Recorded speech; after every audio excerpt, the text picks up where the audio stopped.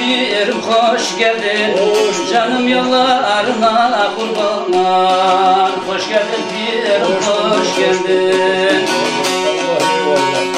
Canım yollarına kurban. Hoş geldin pirim hoş geldin. Açsın bağımızda güller, gülşene düştü bülbüller. Hakkı zikreylesin diller. Hoş geldin pirim hoş geldin. Hakkı zikreylesin diller. Hoş geldin şahım hoş geldin. Hata benden ata pirden, pirimin cemali nurdan, pirim ayırma katardan. Hoş geldin pirim hoş geldin. Pirim ayırma didardan. Hoş geldin şahım hoş geldin.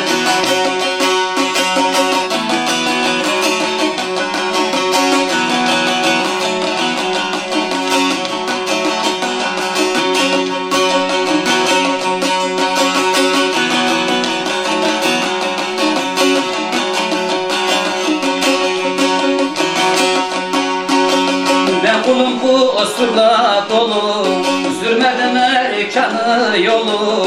Hasan Efendi'nin oğlu. Hoş geldin pirim hoş geldin. Hasan Efendi'nin oğlu.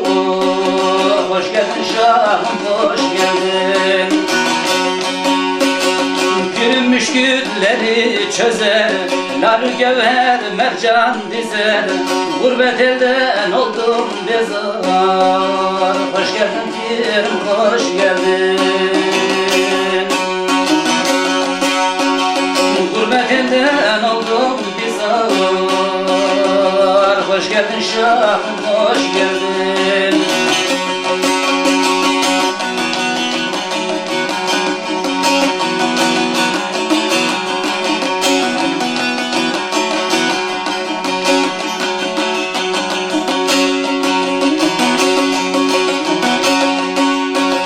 Kalmasın arada perde, imdad eyle dar günümde.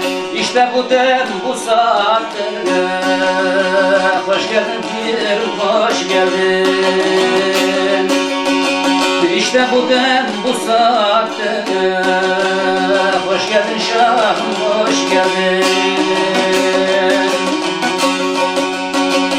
Pirim defterine yazsın, okunan canlı Kur'ansın. İki cihanda sultansın. Hoş geldin pirim hoş geldin. İki cihanda sultansın. Hoş geldin şahım hoş geldin. Kadir Hoca'ya Kabe'sin, canında canısın nefesin. Biri olmayan ne bilsin. Hoş geldin pirim hoş geldin. Biri olmayan ne bilsin. Hoş geldin pirim hoş geldin. Hoş bulduk, hoş bulduk. Şahı Merdan Ali kederin kemliğin vermesin. İkrar imanın yolunda her zaman ayırmasın. Cümle ehl-i beyti var eylesin. Şahı Merdan Ali gelsin. Her dünyada ne kötülük varsa Şahı Merdan Ali düzeltsin. Gerçekten ya Ali, gerçekten. Gözüm yollarda ya Ali. Gel bizi kurtar ya Ali. Allah.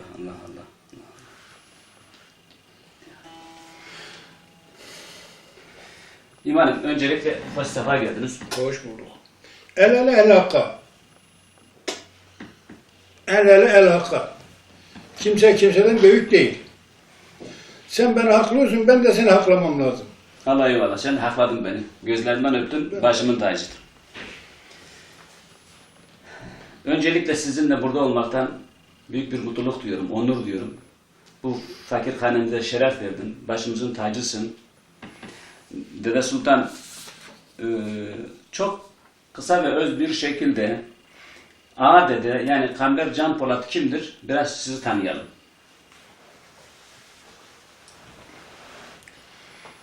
Kadir Hoca hasretle gözlerinden öpüyorum. O ki bu soru sordunsa Kamer Can Polat, ben Başköylü Hacı Hasan Efendi'nin kardeşinin oğluyum. Hasan Efendi'nin 11 tane çocuğu var. Hepsi Hakk'ın rahmetine kavuşmuşlar. Kendisi yıkamış, kendisi kefenlemiş, kendisi götürmüş mezara koymuş. Ey Cenab-ı Hak, sen bana bir 11 tane verdin ama bana münasip görmedin. Sen bana verdin, ben de sana verdim. Ondan sonra ben de efendime söyleyeyim, ben de kardeşin oğlum gelmiş de benim işimi, yolumu sürecek. Benim izimi sürecek, bana hizmet edecek, bu benim oğlumdur demiş. Ben kalktım kahalı, ben kimseyi görmedim. Annem 2 yaşındayken ölmüş. Ondan sonra efendinin yanında kaldım. Kalktı beni kendi hüviyetine kaydeyledi şimdi. Ben Hasan Efendi'nin oğluyum. Allah eyvallah. Başımızın tacısın sultanım. O mübarek zat sizi kendisine evlat olarak almış, kendisine Evet. evlat olarak kabul Evet. etmiş. Evet, manevi. Evet.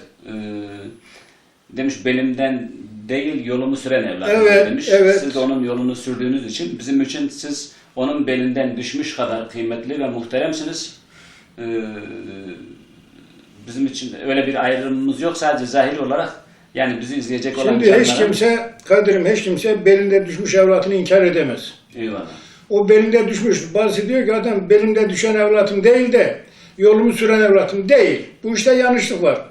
Belinde düşmüşü kimse inkar edemez. Eyvallah. Ama yolunu süren ondan eladır. Eyvallah.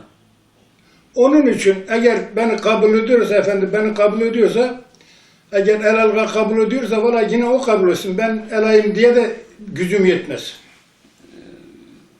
Sizi bilen biliyor, sizi gören görüyor. Ona niyazımız var. Şimdi Dede Sultan, bizim sizinle efendi dedenin arasında herhangi bir söz etme hakkımız ve hukukumuz yok. Kendi öz evladı olmasan da kardeşinin oğlusun. İnsanın kardeşinin oğlu da çocuğu da insanın kendi çocuğu gibidir. Dolayısıyla burada bir ayrım söz konusu değil. Sizi böyle kısa ve öz tanıdıktan sonra bize yine Hasan Efendi'yi kısa ve öz bir şekilde soyu, seceresi, zahiri olarak kime dayanıyor, nereden geliyor, bir onu tanıyabilir miyiz? Zahiri olarak Hasan Efendi 12 imamların soyundan gelen 7. İmam Musa-i Kazım. İmam Musa-i Kazım'ın soyundan. Evet. Musa-i Kazım soyundan, Musa-i Kazım oğulları ve torunlarından Khorasan'dan gelen Mahmud-u Heyrani. Yani bizim bildiğimiz Seyyid Mahmud Hayrani. Seyyid Mahmud-u Heyrani. Evet. Seyyid Mahmud'u evlatları ve torunlarından gelen Hacı Kureş. Tunceli'ye gelen Hacı Kureş torunları ve evlatlarından Erzincan'ın Sarıkaya'ya gelen Hacı Gali Ağa. Evet. Gali Ağa'nın torunlarından ve evlatlarından gelen Ali Ağa. Ali Ağa'nın oğullarından İbrahim Ağa. İbrahim Ağa'nın torunlarından Yusuf Ağa. Yusuf Ağa'nın torunlarından Başköy'de Yusuf Ağa'nın torunlarından Yusuf Ağa'nın oğlu Kamer Ağa'dan doğma Hasan Efendi İsmet'ten doğma. Annesinin ismi İsmet. Annesinin adı İsmet. Hasan Efendi, Başköylü Hasan Efendi. Başköylü Hasan Efendi. Zahir olarak Evet. kimliğimiz bu şekilde. Peki batini manada Kubbe-i Rahman'dan biraz Hasan Efendi'nin geldiği yeri kısa ve öz alabilir miyiz? Kubbe-i Rahman'da benim efendim davarcığı buradaydı.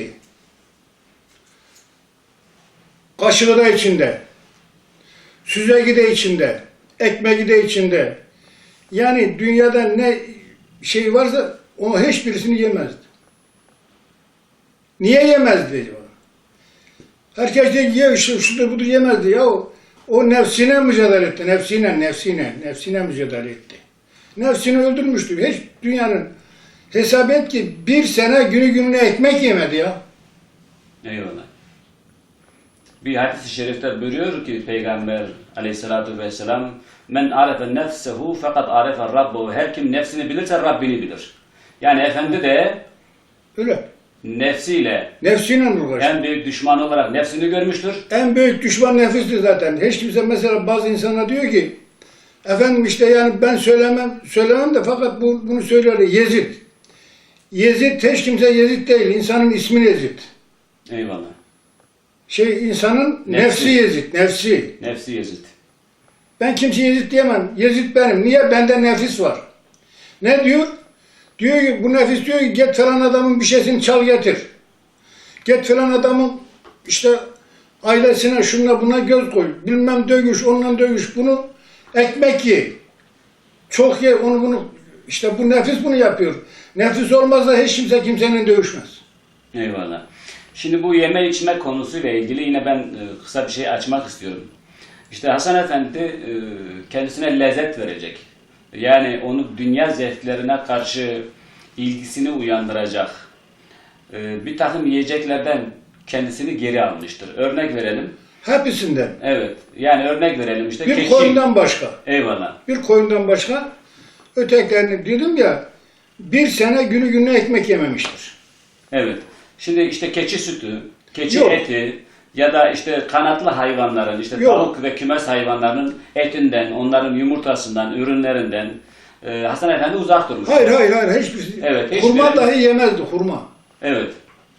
Yani nefse hoş gelen her şeyden kendisini uzak tutmaya çalışmıştır, Yok, uzak tutmuştur. Nefsine uğraşırdı. Nefs. Efendim, koyunun etinden ve sütünden, yününden Yunundan. faydalanmıştır. Yününden elbise giymiştir. Evet. Etinden, Evet. sütünden, Yemiştir. peynirinden Evet, nasiplenmiştir. Evet yemiştir. Şimdi erenler, Sünni bir ilahiyatçı var. Profesör Cavit Sunar. Profesör Doktor Cavit Sunar. Bu kendisi İslam felsefesi ve tasavvufu alanında önemli isim yapmış. Bu konuda çok önemli kitaplar yazmış. Bir mutasavvuf, bilim adamı diyeceğim. Şimdi bunun seri kitapları var, 13-14 tane. Bunların hepsini aldım. Hepsini okudum. Bu Profesör Cavit Sunar'ın kitabında şöyle bir noktaya denk geldim.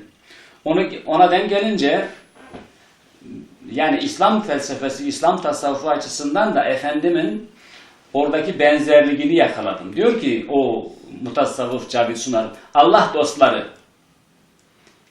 dostları koyunun etinden, koyunun sütünden, koyunun yününden beslenirler. Allah dostları. Söylemiş o söylemiş. Evet. Yani bunu söyleyen bir Sünni mutasavvuf.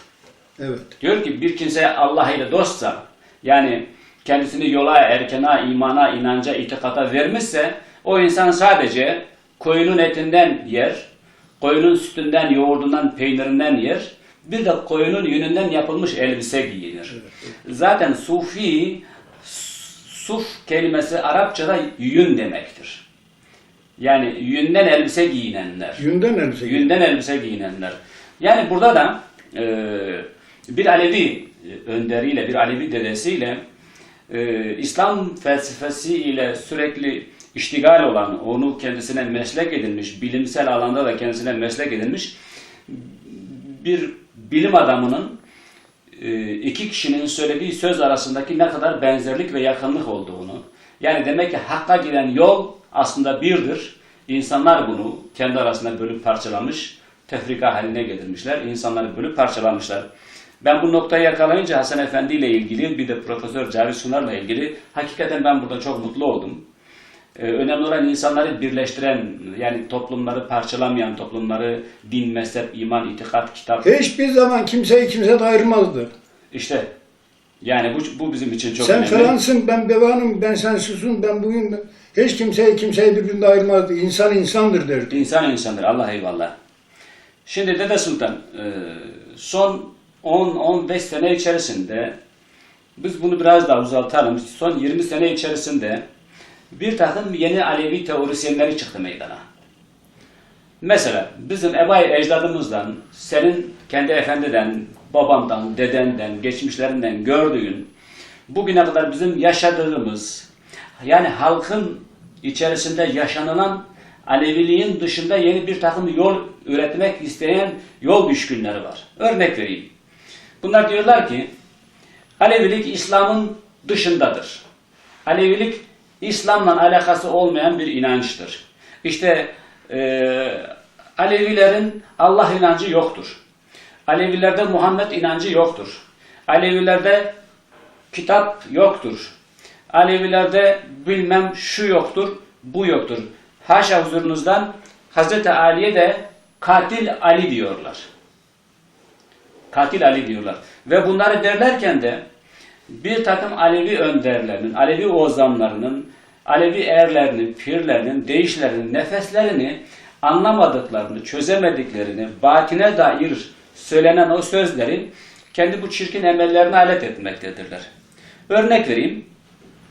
Son dönemlerdeki internet ortamında Hasan Efendi ile ilgili de böyle bir takım spekülasyonlar yaratılmakta. Efendim Hasan Efendi Allah'a inanmıyordu. Bak kitabında diyor ki Haşa. sanma ki şeytan Allah'tan sürgündür. Şeytan ile beraber toylu düğündür. Ya da diyor ki işte bak Hasan Efendi Muhammed'e burada inanmıyor ki Muhammed'e böyle demiş. Şimdi Hasan Efendi'yi bilenler yani batinsel olarak Hasan Efendi'yi tanıyanlar bilenler şunu çok iyi bilirler ki Hasan Efendi'nin kesinlikle ve kesinlikle bu söylenenlerin dışında olduğu, bir zat olduğu, bir hak dostu olduğu, bir evliyaullah olduğu biz biliyoruz. Bilmeyenler açısından soruyorum. Şimdi Hasan Efendi'nin Allah'a imanı, inancı, itikadı, Hazreti Peygamber'e, Hazreti Ali'ye karşı bu söylenenlerin uzaktan ya da yakından en küçük bir benzerlik noktasını bulabiliyor musunuz? Hiçbir ilgisi yoktur. Hasan Efendi niçin öyle diyorlar biliyor musun? Hasan diyorlar ki efendim Hasan Efendi diye Allah'a karşı gelmiş. Hasan Efendi diyordu ki Allah 18 bin alemi Allah yaratmış. Allah eyvallah. Suları elsiz ayaksız onun emriyle gider. Yer gök direksizdir onun emriyle durur. Allah eyvallah. Ölüyü dirilse kuvveti vardır. Allah eyvallah. Diriyi öldürse kuvveti vardır. Bu dağı o dağa kaldırsa bunun kuvveti vardır. Bu bizim başımızın tacıdır. Allah eyvallah. Başımızın tacıdır. Bizi o yaratmış. Ama bu kuvvet, kudret bunun elinde bu kadar var iken bu 18 bin alemi de bu yaratmış. Efendim tüfeği almışlar, bıçak almışlar, o onu vuruyor, o onu vuruyor, o onu vuruyor. Bu kadar pislikler efendime söyleyeyim ortalığı sarmış, bu kadar bilmem ne etmiş işte. Ben sen ne diyeyim efendime söyleyeyim nefes almış yürümüş peki. Acaba bu kötülükleri Allah ortada kaldırsa acaba kaldıramaz mı? Kuvvet-i kafi gelmez mi yani? Allah eyvallah. Şüphesiz ki. Kaldırır değil mi? Kün emriyle onun her şeyi Hele olur. bilhassa ki Peygamberin dahi 2 tane amaneti var. Birisi Kur'an, birisi Ehl-i Beyt. Bu Ehl-i Beyt Hazreti Ali'nin soyunda, Muhammed'in soyunda geldi. Hazreti Ali'nin Hazreti Muhammed bir kardeşinin oğulları. Eyvallah. Değil mi? Eyvallah. Diyor ki efendim henüz yer gök yokuken vardım. Varın emrinden sırgömleğini giydim. Nikahım kılındı. Ervahı ezele erdim. Ben rahmet deryasına düştüm. Naci yolundan cihana geldim. Benden gayrı yok dediler. Allah eyvallah. Şimdi Hazreti Ali bu şekildeyken yer yokken bu adam nerede duruyordu? Gök yokken bu adam neredeydi? Peki Hazreti Ali'ye diyor ki efendim bu İslam değil. Peki İslam kimse meydana getirsin. Kimmiş İslam? İslam dışıdır diyor. Yani ne Hazreti Ali İslam değil der acaba Rum mu? Ne ki? Rum da olsa yine Allah'ın emrine Rumlar da Allah 18 bin alem bak. Dışarıdaki mesela komşularımız da onlar da Allah'ın emrine gelmişler ya. Hep bütün kainat ot. Ot da Allah'ın emrine gelmiş ya. Allah eyvallah. Efendi Allah'a kötü değil mi? Diyordu ki sen diyordu eğiliğe sahip çık diyor. Eğiliğe sahip çık. Bu Ehl-i Beyt hele bilhassa Ehl-i Beyt. Ya biz oruç tutuyoruz efendime söyleyeyim Ehl-i Beyt için. Cenab-ı Hak Allah için. Biz yol sürüyoruz Cenab-ı Hak Allah için. Biz misafirlik tutuyoruz onların yolu için.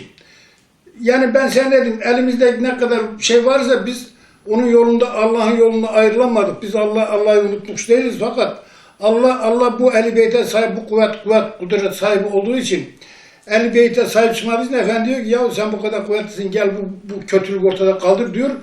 İsnat ediyor. Şimdi şöyle bir paragraf açabilir miyiz sultanım? Bütün Alevi erleri, Alevi pirleri, yani zahiri batini kendisinde birleştirmiş, uzağı yakın, yakını uzak etmiş o gönül dostları, hak dostları Allah ile sistemleşmişlerdir değil mi? Yani sistem etmişlerdir. Buradaki Efendi kötülük için Allah'a sistem etti. Kötülükler sende töremez, iyilik yap, iyilik. İyilik yap, başımızın tacısıdır. Kötüleri gör, o kötülük ediyor. Sen bu kötülük etsen mesela birisi birisine kötülük ediyor. Cenab-ı Hak sen onu orada önlesen önleyebilirsin, sen görücüsün ya. Eyvallah. Buradaki söylenen örnek vereyim. Kazak Abdal'ın, Yunus Emre'nin, Aşık Veysel'in, bütün Alevi ozanlarının Allah'a, peygambere, işte erlere, evliyalara sistem mahiyetinde değişleri, nefesleri olmuştur. Örnek Aşık Veysel diyor ki, kilisede despot keşiş İsa Allah'ın oğlu demiş. Meryem ana neyinmiş bir de bu işin var Tanrı diye Allah'a sitem ile eleştiri mahiyetinde yaklaşmıştır. Bu da Aleviliğin engin dünya görüşünü, Tanrı'yı bile, Allah'a bile yerine göre evet. Ki bu inkar anlamında değil haşa ve sümme, bu onu sadece sistem mahiyetinde eleştirileri olmuştur.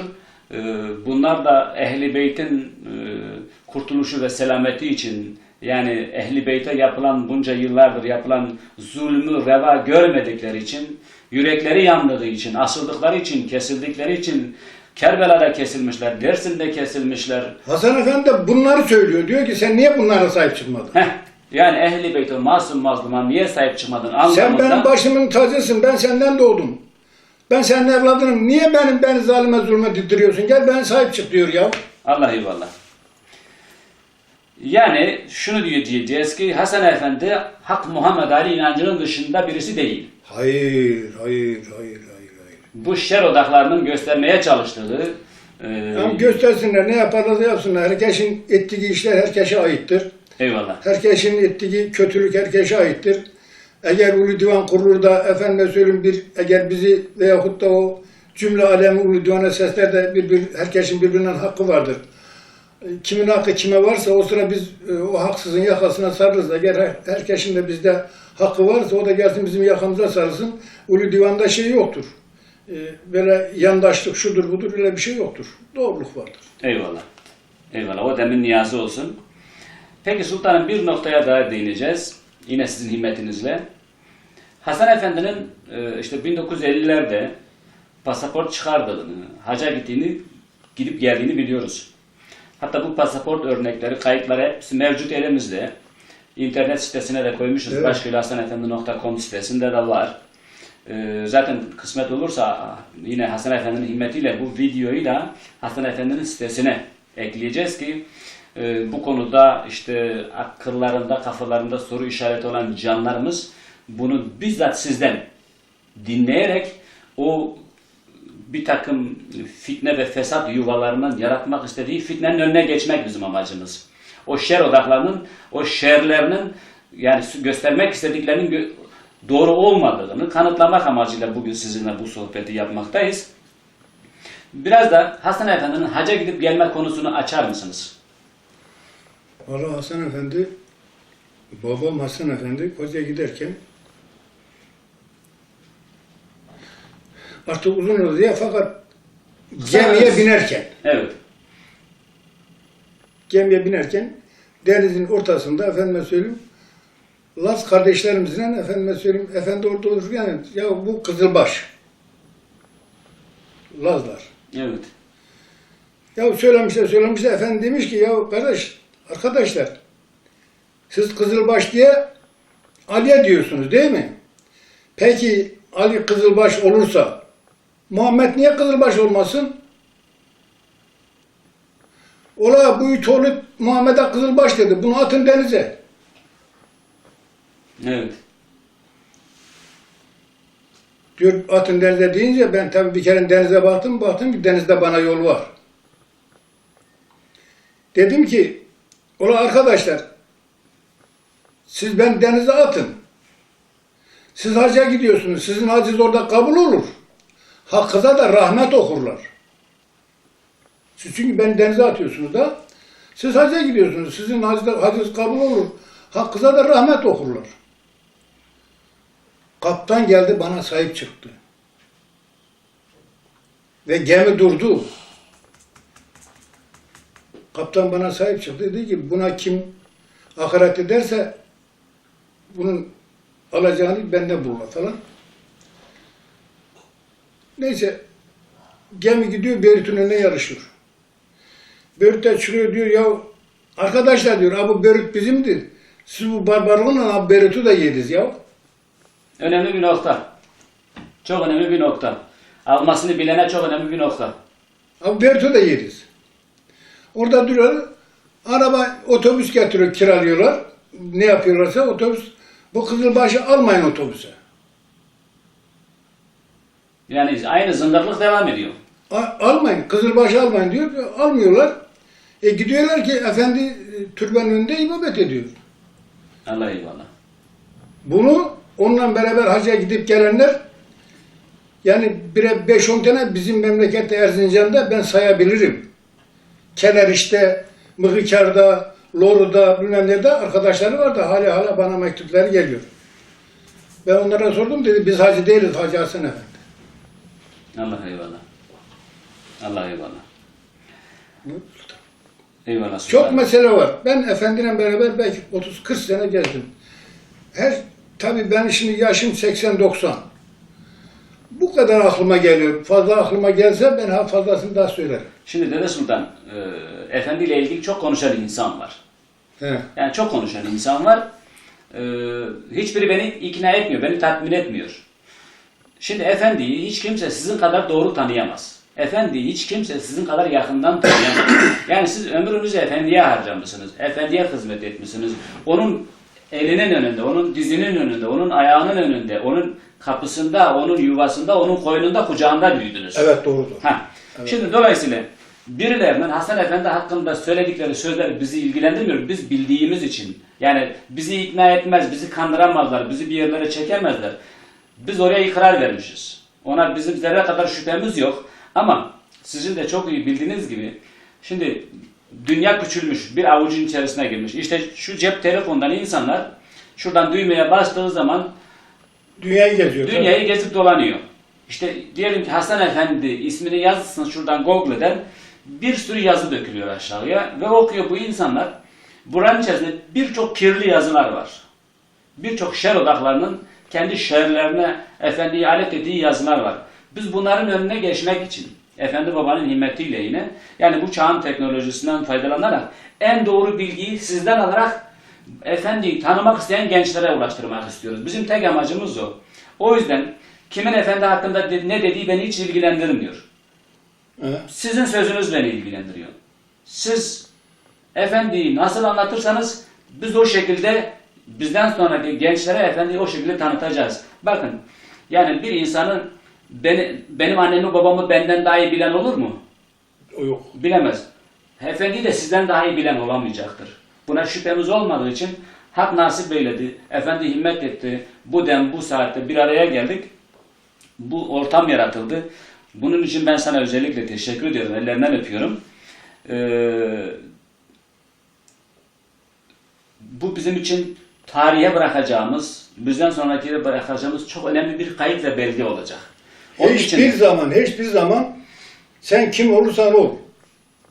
Efendi sen kim olursan ol. Hiçbir zaman efendi kötülük istemezdi. Allah eyvallah. Ve ayrım gayrım da istemezdi. Allah eyvallah. Hepsi Cenab-ı Hak yaratmıştır. Hepsi Cenab-ı Hakk'ın emrinden geçseler daha iyi olur. Fakat nefis yolunun o onu çalıyor, o onu hırsızlıyor, o onu vuruyor. Ya bu Cenab-ı Hak bu iyiliğe yarayan bir şey değil. İyi olun, temiz olun, birlik olun. Ya birlik olursa şimdi sultanım mesela diyordu ki yavrum diyordu evine birlik ol, köye karşı dur. Köyüne birlik ol, kasabaya karşı dur. Kasabayla birlik ol, vilayete karşı dur. Vilayetine birlik ol, büyük vilayete karşı dur. Sen onların hepsini yenersin. Çünkü niye? Birlik var. Eyvallah. Biz de birlik olalım efendim söyleyeyim. Kimse eleştirmesin, kimse kimsenin aleyhinde taleyhinde olmasın, kimse kimsenin namusunda olmasın, doğru gezelim, bir tutalım ki eğer birisi bize karşı gelirse biz birlikiz, kimse bizi yenemez. Eyvallah. Biz ayrılanırsak bizi yenerler ya.